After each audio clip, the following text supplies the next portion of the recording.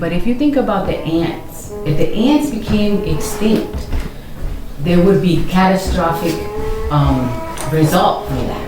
If you think about the bees, if they became Speak extinct, on the bees. They did docs on that one. We would die. Yeah. If humans became extinct, this earth would flourish. Whatever you heard of me ain't worthy to me. I'm just too cutthroat, verbal surgery. How you claim to know thyself when your shelf's too high? I keep mine's at eye level. What you trying to hide?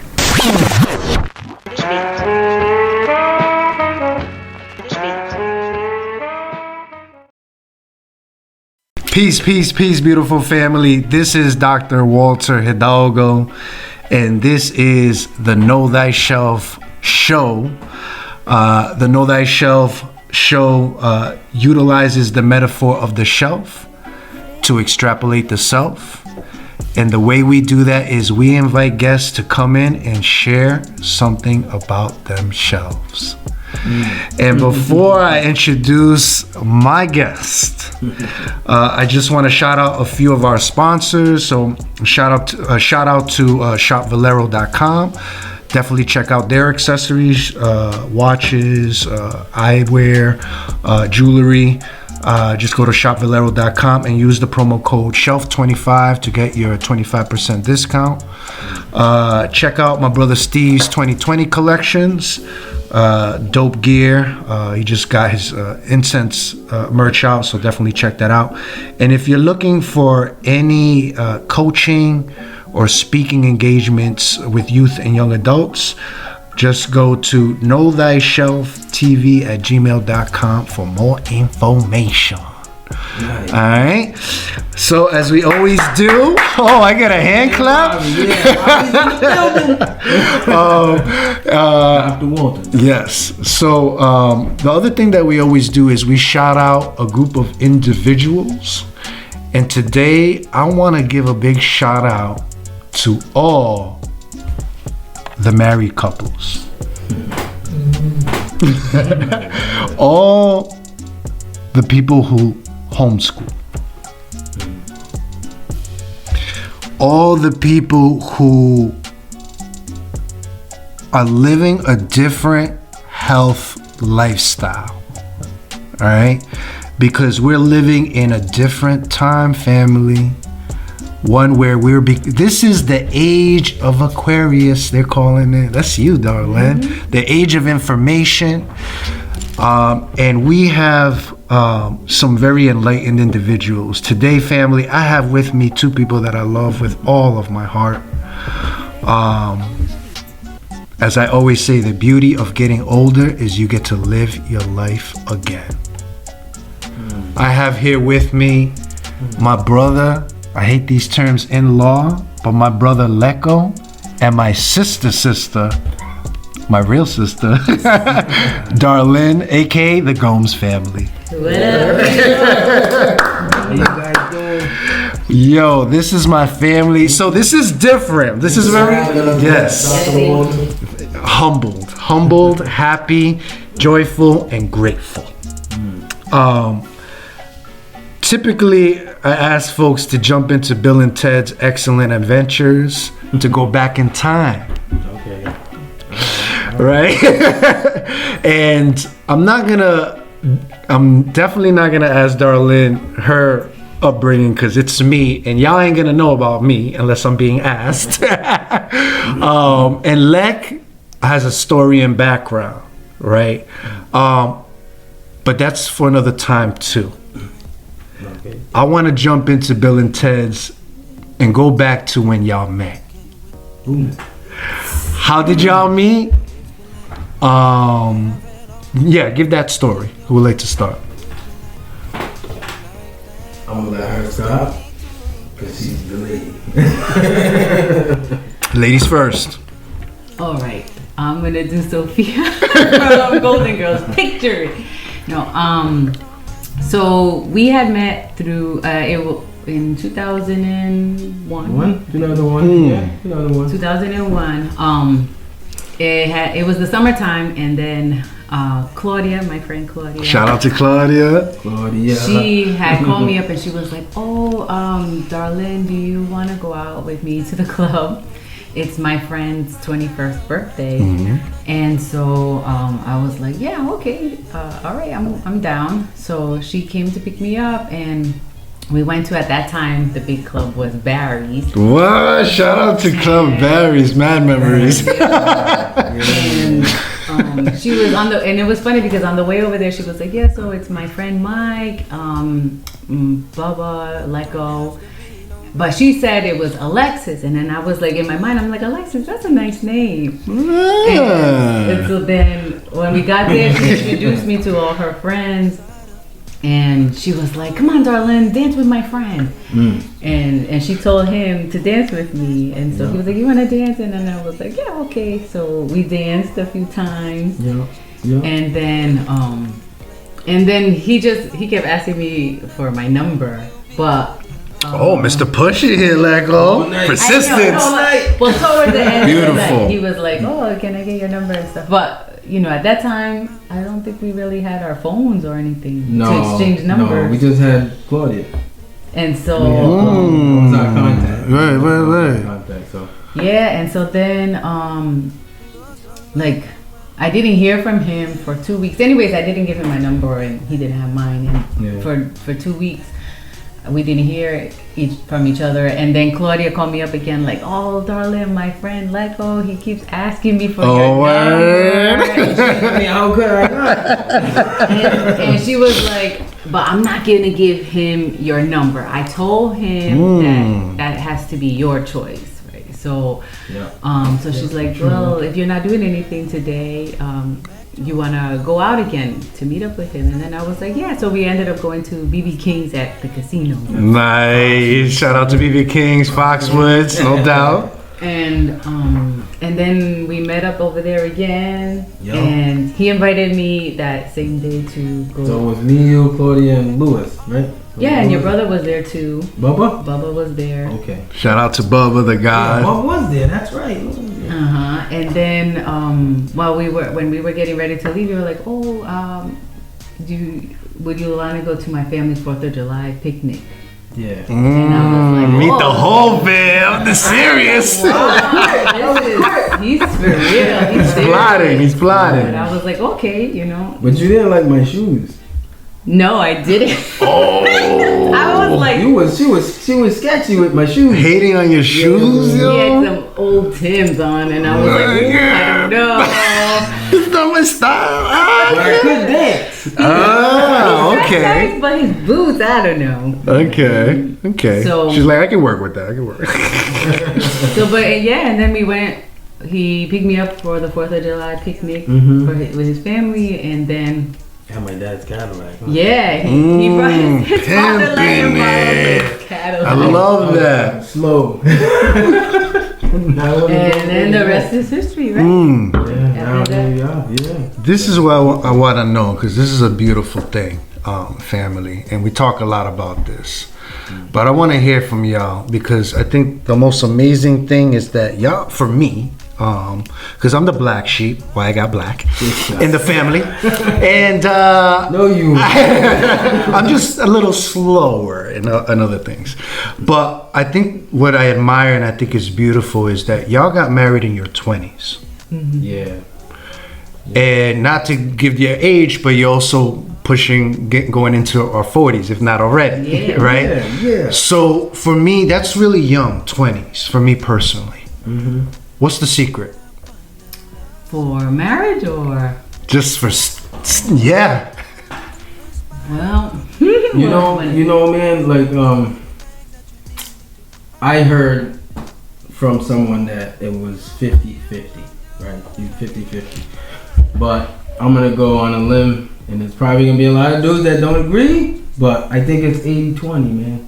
And I think one of the individuals in the relationship has to bend a little bit more for the other one, so that you guys can move together. Like I think in a relationship, there's really strong individuals, and you come from being single and being able to do whatever you want to do. So when you're in a relationship, you gotta bend a little bit more. One of them has to bend a little more. So, and that's where the love comes in. Do you love this person more than what you feel you personally need versus what the group needs? And I think for me, that's a principle that I hold high. You know, it's interesting that you say that, Leku, because when I had my daughter, shout out to Genesis, and by the way, they have 4 beautiful children, right?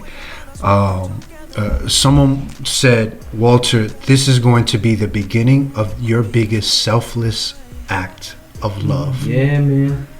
Welcome, he said. And I never thought about it like that. And it's such a sacrifice, such a commitment and consistency, because then you start realizing that it never is about you. It isn't. It never is about you in this life. Yes, exactly. Because the act of service and giving to others is the most beautiful thing you can give to other people, you know. I agree. What's an advice you would give to the young couple that is contemplating marriage, or, you know, what advice you would give to them? Well, I would say that, like Alexis kind of was saying, is that in the beginning, you know, it's obviously attraction and Speaking of, Excuse me.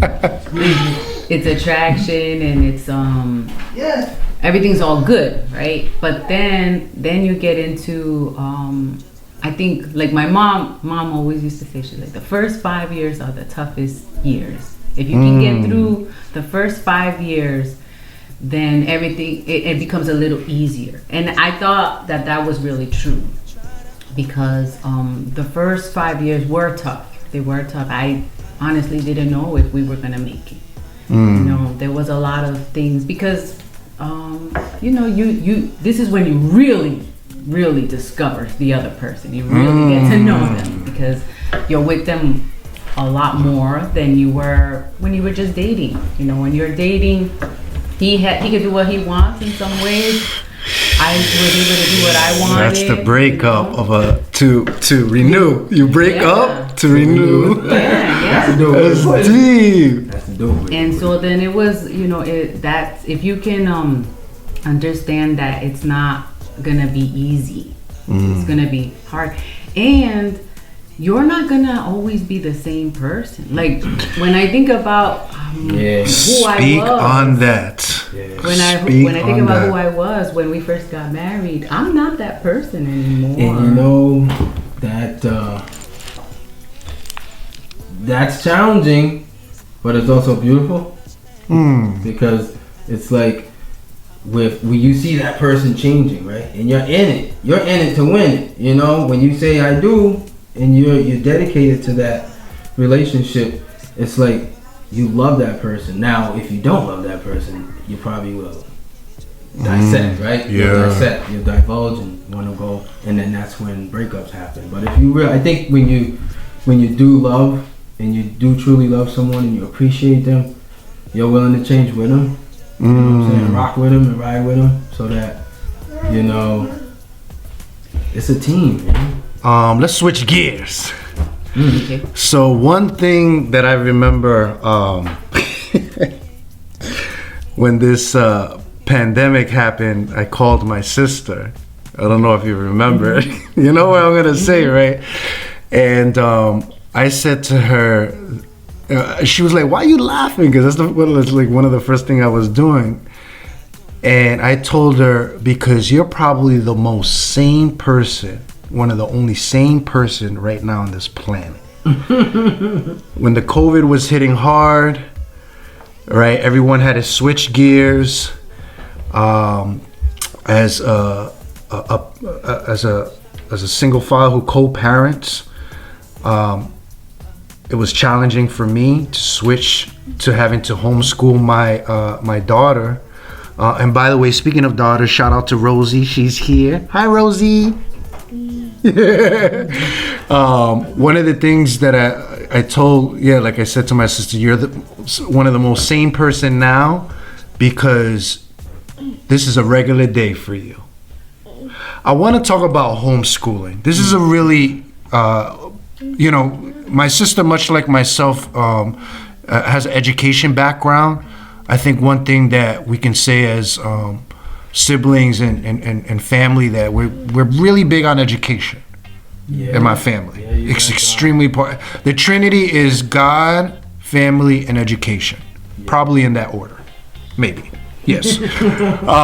So I want to talk about homeschooling with y'all because y'all have 4 children. The oldest, Amari, is 13. Man. So it's fair to say that you've been homeschooling Lyn and Leco 13 years. Yeah, pretty much. Where did this idea come from? And talk about this experience. What drew you to? Yeah, okay, there we go. Well, I honestly don't know where the idea came from, but it was kind of like I remember when I was teaching, and then we were in the teachers' lounge with me and the other teachers, and we were having a conversation, and somebody brought up homeschoolers. And she said something, and I had never heard of homeschooling. Like, what's that, right? And this was when I was pregnant with Amari. So, and she said, oh, but homeschoolers, they're weird. They're weird. And so from that moment on, since I had never heard of homeschoolers, I had this perception, right, of homeschoolers being weird. And so then,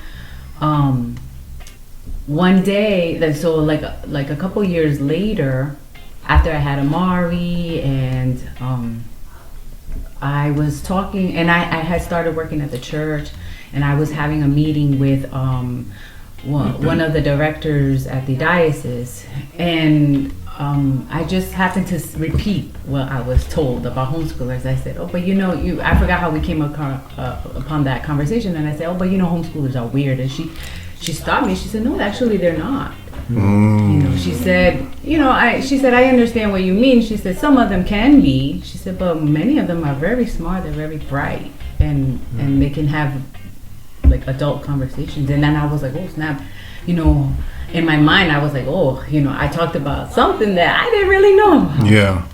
So then when the time came for Amari to go to school, man, it was like, because Rosanna, our other sister, she already was putting Xavier in school, right? Because he's a little older than Amari. Right.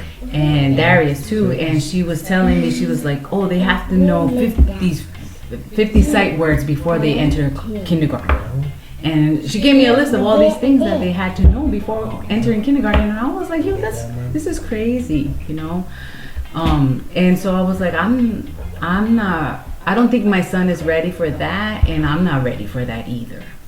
And so, and that kind of began, and I started researching homeschool, and I was like, I'm gonna do this. I'm gonna homeschool the kids.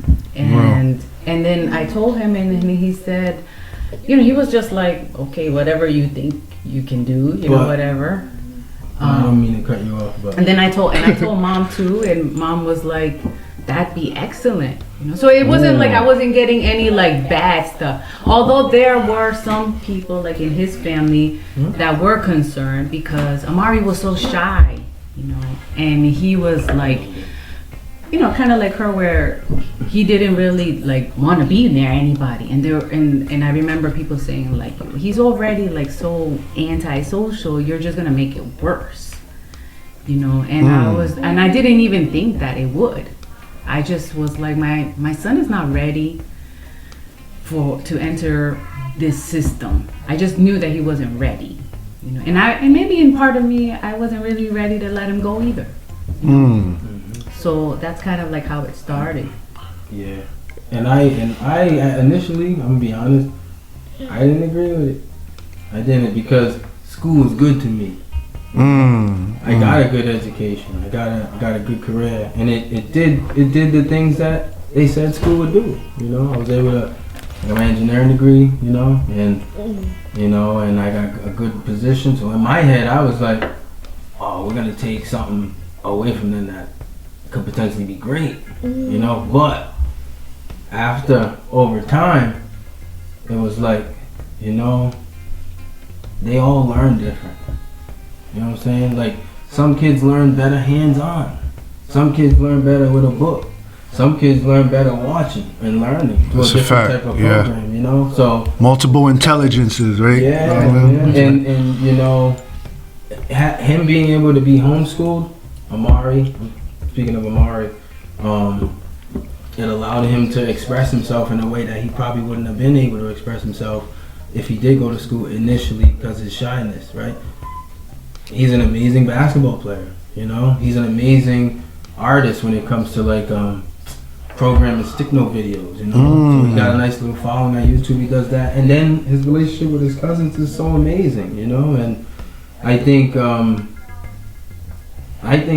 it just trickled down to Isaac, Lucas, and now her. It's like they're all we get to grow with them instead of them growing with someone else in the school, and we get to see them. And they get exposed because you do the homeschooling groups too, right? You do the co-op. Yeah, before COVID and stuff, we were involved in a homeschooling group, and they participate in co-ops and stuff like that. But it wasn't. That was just like maybe for a couple of years. We do what's called unschooling. You know, Right, I talked to you unschooling, yep. about that before. So I kind of just go with whatever it is that they tell me they want to do. So I'll say, hey, you know, there's this thing happening. This is what's gonna happen there. Does it sound like something you'd be interested in? If they say yeah, then I'll sign them up.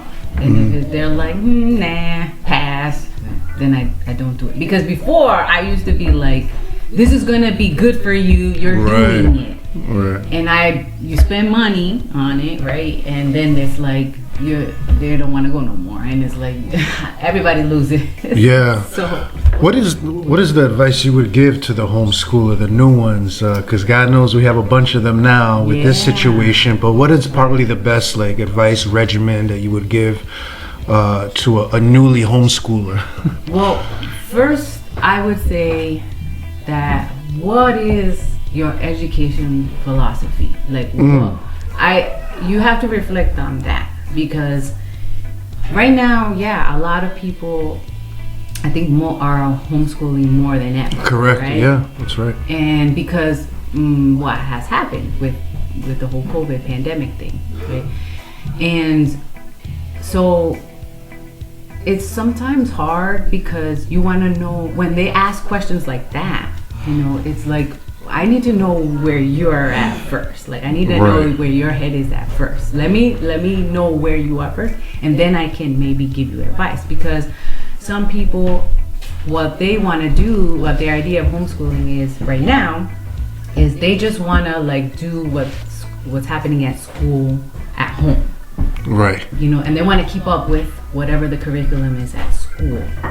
And so that's a little different, because then what that tells me is that they believe in the educational school system, right? And so I can't help people like that, honestly. Yeah, you know what I mean? Because if it's like that, then their best bet would be to talk to a teacher. Correct. Or to do both the hybrid thing, you know? Right, that's right. But if they are someone who believes that education is something that can happen anywhere, you know, that it doesn't really necessarily, like how he said, just comes from a book and an adult sitting there telling them stuff, then and so if they're open, then what I would say is take your time and follow whatever your child's pace is. You know, and stop comparing. Speak on it. They're all different. Right. They're all different, and they, like she said, a pace. It's like music, man. It's like everyone has a different tempo. You know, we're all some people like to move fast, some people like to move slow. And what she said is very important, man, because you gotta be aware. You gotta pay attention to your kids. You know, because when you watch them, they show you what they like. They really do, man. They show you what they like, and you got to be open-minded to them expressing themselves, and you just support it. Right. And I was just speaking to someone, shout out to June, I interviewed him, and he talked about how the worst advice you can give someone is how they did it. Exactly. What a gem. You don't have to tell people what you do. You can share your story, but everybody has a different path. Right. And the education speaks to that. And I think we're seeing that more now. Do we need the infrastructure of the school system? Do we need to continue to do the 8 to 2 and summers off, which goes back to like farming days when the kids. So it's like, if we're changing the game on how we work, how we worship, how we do a plethora of things, why can't we do the same with education? Seeing that we live in a country specifically that's very big on individuality and the sovereignty of one's own, right? So why should we have a blanket cookie cutter system that is not one size fits all? That's why I'm not really a big I'm a big opponent of like standardized tests. Right. I agree. Which is very homogenous, and I think only speaks to certain folks' ability to regurgitate or learn or analyze and all that stuff. So beautiful. Let's switch gears now. Similarly to the homeschooling approach, which is interesting that the way you shared this story to me, Darlene, was you were first a non-believer and critique, and then you became a believer and an advocate of homeschooling. Yeah. You know, because, my daughter says, don't yuck my yum. Is that, you know what I'm saying? I heard you say that. Right? And I was like, you said that? Like, okay. Meaning, how could you yuck something if you never tried it? Exactly. And speaking of trying, And she has different taste buds. the facts, it's because they're all different. Exactly. Speaking of taste buds, let's get into the whole plant-based Ooh. / vegan / non-GMO.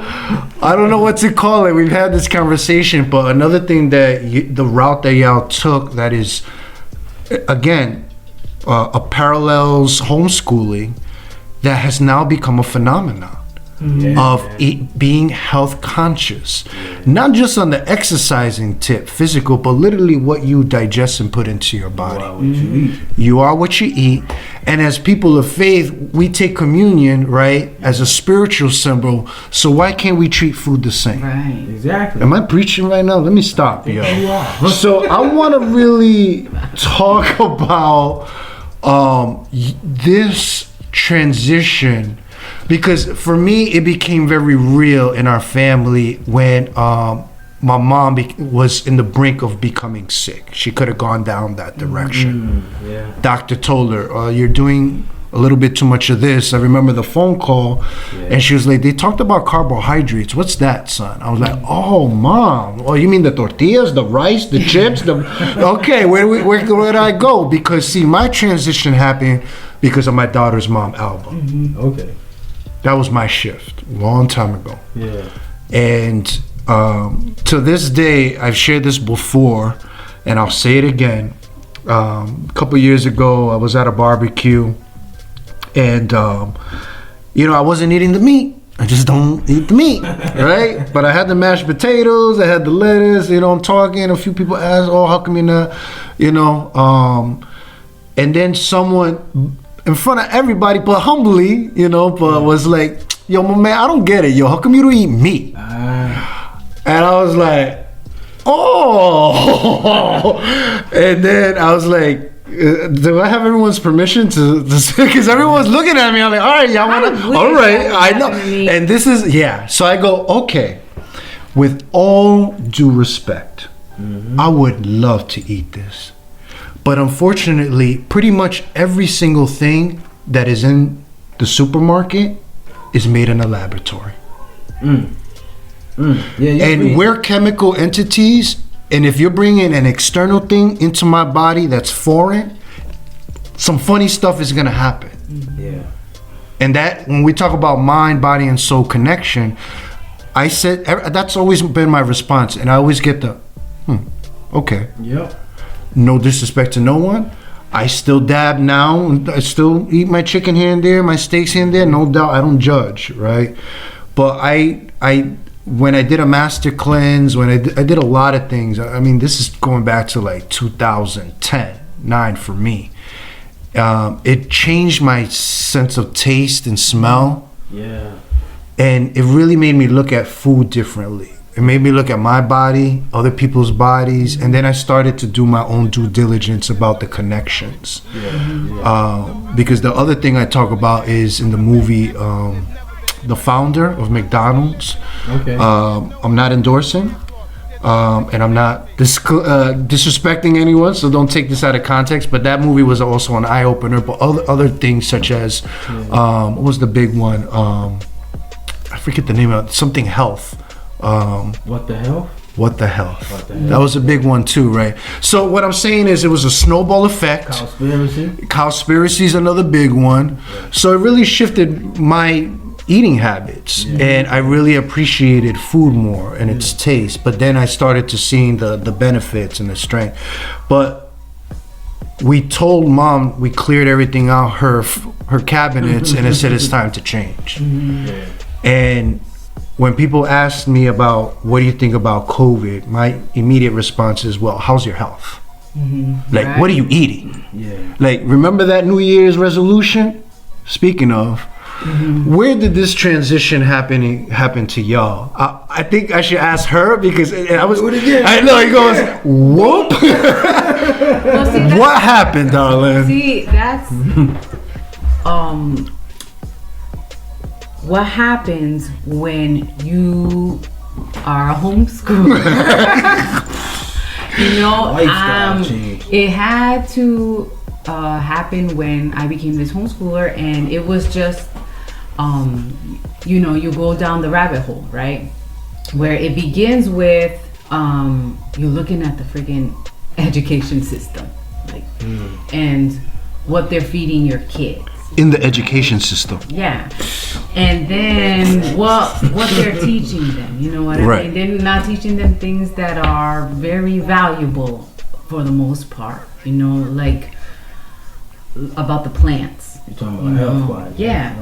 And so then after that, it was just like, oh, you know, then other things started opening up. And actually, because of the fact that, you know, now you're homeschooling, you have to really look at your budget. You know what I mean? Because you're like, he's the only one working. Another gem. Only one working. So now we have to look at what we're spending our money and cutting out those things that are not that important, right? And so one of the first things that went was the TV. Ooh. Okay, was the cable, the satellite, whatever at that time we were using. I like that, because what did Professor Griff say? What's media? Multi-ethnic destruction in America. Damn. Oof. That was deep. Yo. Shout out to PE, Public Enemy.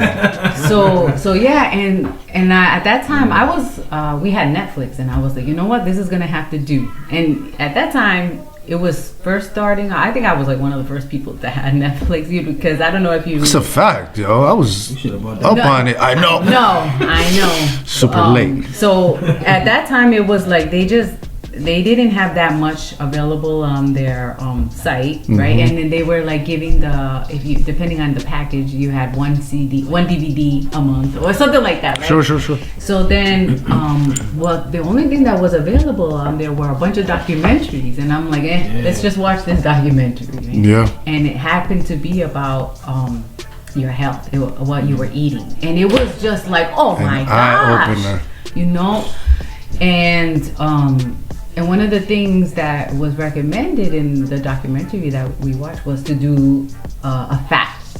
So, super important. To do like a detox fast.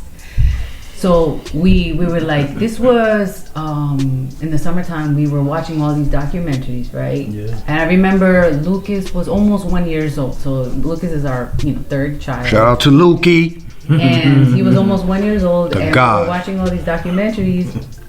And I was like, let's do a fast. Let's do a fast for 1 week. you know, and that's what we did. We didn't eat anything. How long did I last? All we did was drink water. Oh, so you did like a master cleanse, like Yeah. what I did. Yeah. I did the Cajun pepper, the lemon, Yep. a lot of water, salt Right. water, and it So was Lex all. lasted only 3 days. That was good though. Go to the bathroom. And 3 days is. but after No, that's- that, yeah. it was like you said, you know, it was incredible. But the taste bud Yeah. and the cravings changed. I wasn't craving like hamburgers or anything like that. I was craving fresh vegetables, fresh fruit. Yeah. And after I said, and after this fast, we're not eating any more meat. We're not gonna eat any more meat, and we're not going to eat any more processed food. Okay. And I mean, we were like good, like even pasta. I was making it at home, like from scratch. Wow. Yep. So everything I was making it at home, and so that happened in like I remember right after Labor Day. By December, we hadn't seen family, Alexis side of the family. We hadn't seen them until Christmas Eve, I remember.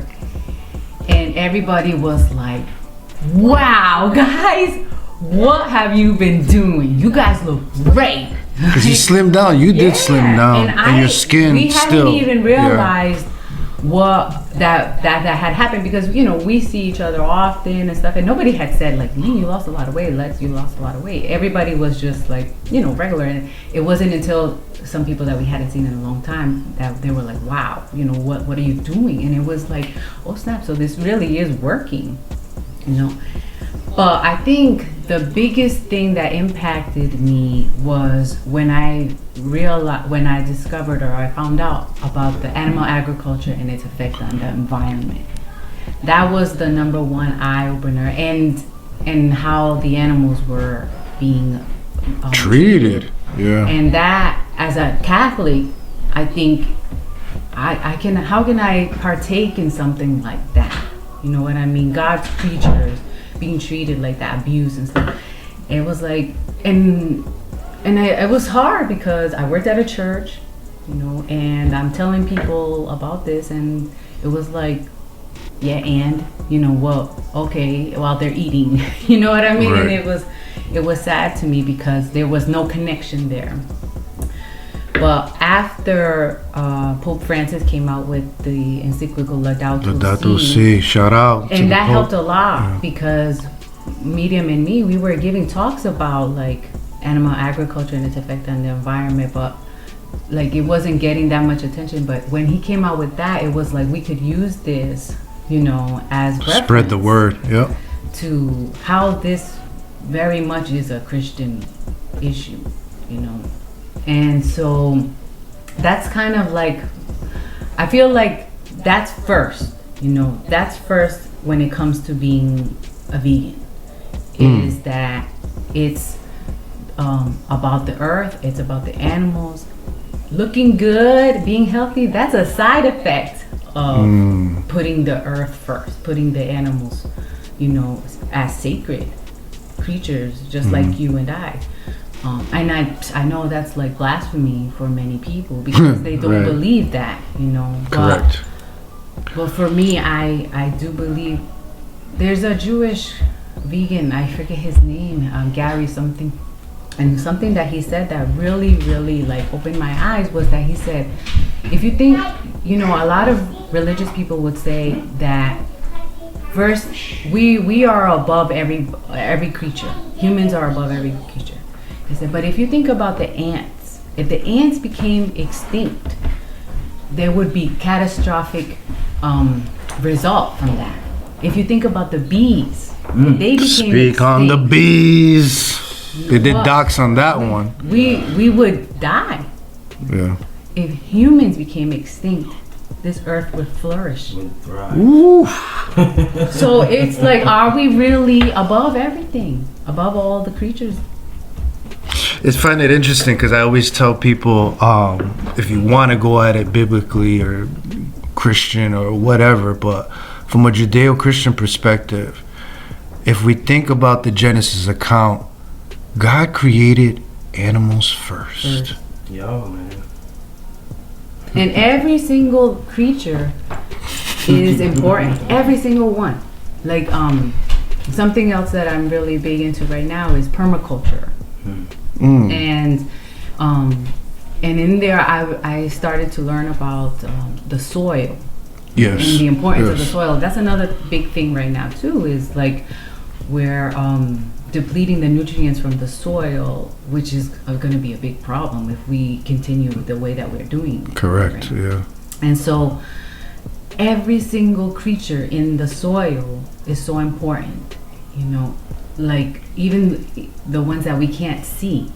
You know, and those things that we consider pests, like the cockroaches, the lice, these creatures Termites are needed. They're part of the ecosystem. we are connected to every single creature on this planet. Until we realize that we're lost. Look at what we are right now, right? And they all serve a purpose. You know, they all serve a purpose. Like if you look at an ant, right? An ant can carry 50 times its weight. Can you do that?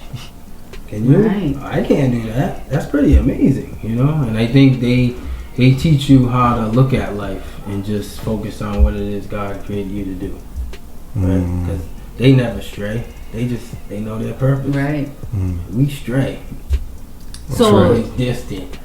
That's right. Exactly. That's right. yeah. You know? So I think that that's right. the eating right and stuff like that, it just is a connection to the earth. That's what it is. Yeah. For me, that's how I see it. You know, it's not like, because there are some people, and maybe they shouldn't call themselves vegan, rather plant-based, you know, Right.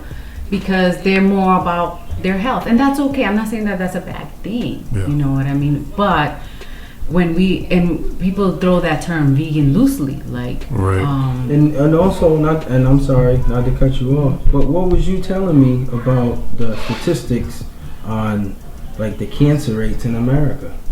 Right? You was just talking to me. She was just talking to me about this today. Yeah. She's like, you know, America has really high rates of cancer. The Western diet, the Western ways, the Western diet. So, I mean, what she's saying, it's like, and it goes back to the initial thing you said at the beginning. We are what we eat. You know, if we're eating all this bad stuff, then we're just creating a whole bunch of bad stuff in our bodies. And I think again, this speaks to like, I'm not. And again, rest in peace to anyone that was affected by the pandemic, right? But there is a direct correlation between chronic diseases and things of like your cancers, your diabetes, your asthmas, that can exacerbate or worsen your COVID because of these preconditions that could have been prevented. Some are, beyond our control. I mean, like, large urban cities experience high pollution, so they have the asthma. That's not their fault, man. right. But you have the choice, which Busta Rhymes says has every choice has an invoice. Yeah. Right?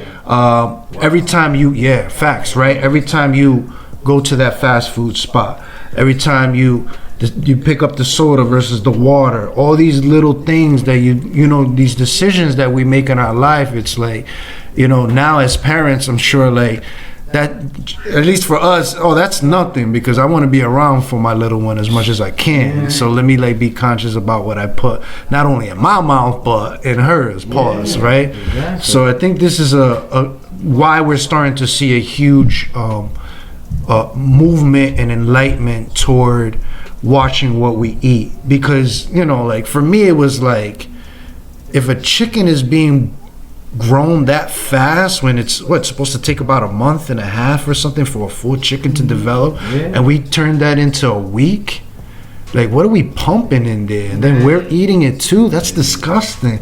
No judgment. I'm not here to judge no one. Do you eat the chicken, the fingers, and do your thing. It's just something that I just want us to have this conversation, family, which has been an echo and repeated by many of our guests, because just even my brother Swan, shout out, who said that literally maybe this COVID happened, started to pick up January 2019, sort of around there. He went vegan December, right on time. Okay. Yeah, a year Right ago. before it hit. And he said that he was great, but a lot of people around him started dropping. You know, so there's a lot of individual case That doesn't studies. say there's a message right there. Yeah, exactly. So it's not, for me, I hope that this, you know, the approach that y'all took becomes a sort of eye-opener, and folks take this in about making that decision. You know, I don't know if going I find myself sometimes eating chicken and some beef here and there if it's well cooked. I'm getting into the realm of like, should I balance a little meat or not? You know, that's where I'm at. But totally, you would not, if you open my fridge, you would think I'm like a squirrel or something. Because it's just, it's literally vegetables, fruits, everything vegan, and pistachio nuts, pause, like, you know, no, the only thing I still do is my eggs. Shout out to my eggs, my scrambled eggs. I'm trying, but everything else, you know, we're there. But, yeah. You do omelets. I make a mean omelet. So I want to switch gears again, and as we always do in the Know That Show podcast, we ask guests to bring in something to share from their shelf. What y'all got for us, Lyn and Lex? Well, we had wanted to share our album. You switched it up, like. Well, we were gonna do the microgreens. We'll give you a shout. The microgreens. Yeah, Wait, what is this one? That one is alfalfa, I think. You know, so we Super have healthy for garlic you. chives, and those are delicious. Yes, and they are. then These taste good. this is Oh, broccoli. I know. They're powerful. It's Broccoli amazing. and alfalfa. But so when the kids got for every sacrament, I wanted, especially for me, the sacrament of baptism, which you know, if you know the significance of it, it's such a big thing because it signifies the death of your old self and the birth of a new person. That's right. You know? And so every year on our kids' baptismal anniversary, I celebrate their baptismal anniversary because it's their birthday. It's their spiritual birthday. That's why I love that movie Avatar. You know, that's like one of my favorite movies. That movie's so deep. Yeah, part 2. Yeah, that's right. They're gonna go, Yep. And speaking of how everything's interconnected, right? Yeah. That's a prime example. Exactly. Yup. And in that movie, he says that, like toward the end, he says, "Today's my birthday." Like the people say we are born 2 times. One when we're born to our mother, and the other one is when we're born to the people. And that's exactly what baptism is. We are born into a church, right? We're born into a new family. Yeah. And so, and we started with the That's right. Familia. So I every baptismal anniversary, I take out the book and I remind them of their baptismal promises, and that they are a child of God, and that should signify something for them. You know, it should remind them that they should act differently. You know, to think about what that means, and that to take a step back. Right. Exactly. Like Jay-Z said, we are who we are. He's like, we walk like we ball players. Like, walk like you God, you know? Like the G-O-D, you know? That's such a beautiful thing. And that constant, especially now, speaking with young people when they're experiencing high rates of suicide. right. Depression, anxiety, right? I keep saying, we got to give our young people something to believe, man. And it begins with us, yo. If we're reflections of the light, that light will shine on them, and they will spread the light too, yo. Right. You know? Which is so needed now, right? I mean, because Yeah, this is needed. when we think about like you said, with everything that happened with COVID and stuff, sometimes it can be hard to get up. That's You right. know, it can be That's hard right. to get up. And That's it's right. like, man, what's the point of anything? That's But right. There's a lot of work to do. There's a lot of work to do. And no job is lower than another job. That's right. Just like the ant y'all mentioned. Them ants is getting it working right now. And they mad little and they get it in. Oh, man. You know? Man, janitor, they just Super needed. We need you. We need You you. look at an NBA arena, right? You go there to watch the NBA players, but the maintenance dude gives you a dope ass seat. Yes! That shit's clean. As we always do, we can keep on blabbing. I love y'all. Like, and I'm so proud. And like, I hope that this serves to, the folks that are listening and watching, that love is real, man. And let that love reflect in not only your family, but in what you eat and the gifts you give to people, like just everything, y'all always giving us vegan stuff, y'all always blessing us, like, no, because we literally are what we eat. And it's a reflection of my soul, of my faith, you know what I mean? And I'm a product. I'm not only a client, I'm the clear president. You know what I mean? So look, as we always do, you know what I'm saying? R.I.P. to Biggie, we miss you. As we always do, we end with a quote. And this one is from H. Jackson Brown Jr. And it reads as such.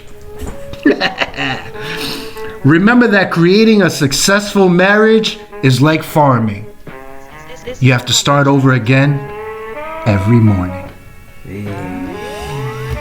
Peace, family. Peace. Yeah.